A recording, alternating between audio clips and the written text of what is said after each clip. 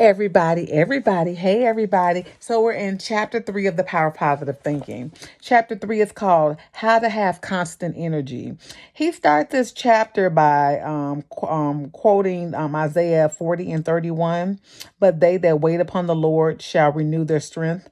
They shall mount upon wings as eagles. They should run and not be weary, and they should fall and never faint. So he says that how you think you feel has a definite effect on how you actually feel. If your mind tells you that you're tired, your body mechanisms, the nerves, and the muscles accept that fact. If your mind is intensely interested, you can keep on actively and indefinitely involved, right? He said religious functioning through your thoughts. In fact, as a system of your own thoughts and discipline. By supplying attitudes of faith to the mind, it can increase energy. It helps you to accomplish activities by suggesting that you have ample enough support and resources and power. Okay, so he says God is the source of all energy. Energy is in the universe, atomic energy, electrical energy, and spiritual energy. Every form of energy is derived from the Creator. Now, did you know that? Did you know that all energy comes from God? Okay, so he says contact with God establishes within us a flow of the same type of energy that recreates the world and that renews springtime every year.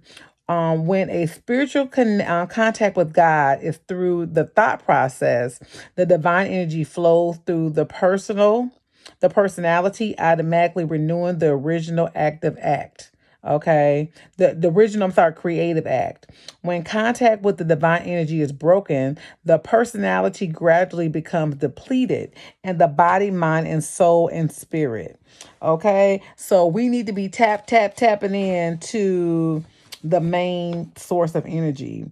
The body's designed to produce all needed energy over an amazing period of time.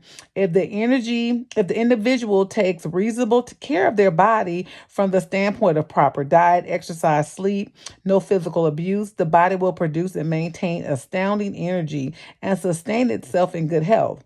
If he gives similar attention to the well-balanced emotional life, energy will be conserved. So we understand that, taking care of our body continues to be our reservoir of energy. Okay. So when we're not feeling energized, that means that there's something that we're not doing right. Okay.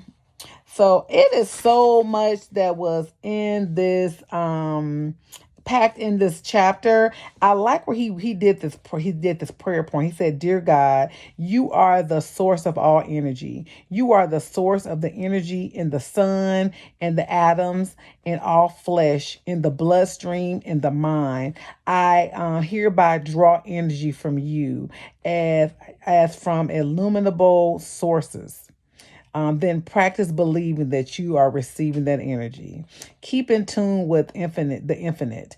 I need to say that. I need to be saying because sometimes, when life, I feel depleted. So I need to say, God, you are the God of energy and restore me, restore my mind, restore my body. I believe that as the sun shines in the atoms and all flesh and in my bloodstreams, you're going to create the energy. And I feel it coming to me right now in Jesus' name.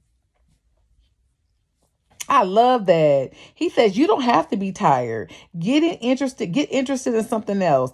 Get absolutely enthroned in something. Throw yourself I'm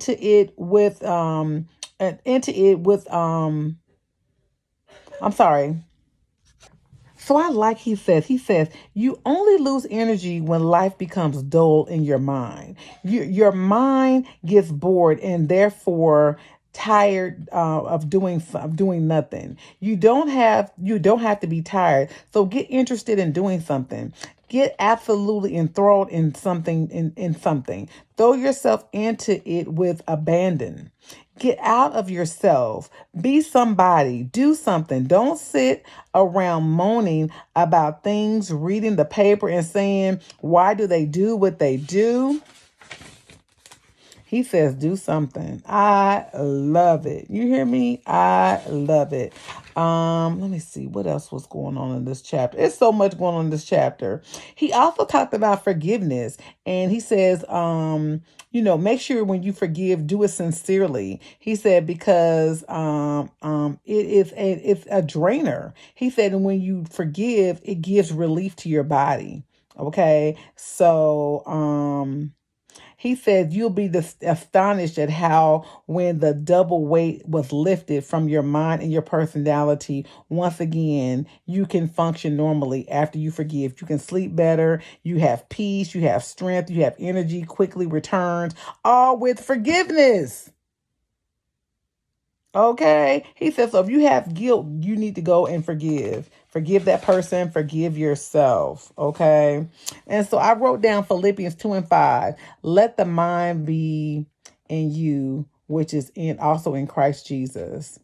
So let's get this book, y'all. Get this book. This book is life changing. The Power of Positive Thinking. Norman Vincent Peale. Everybody, hey, everybody. See y'all.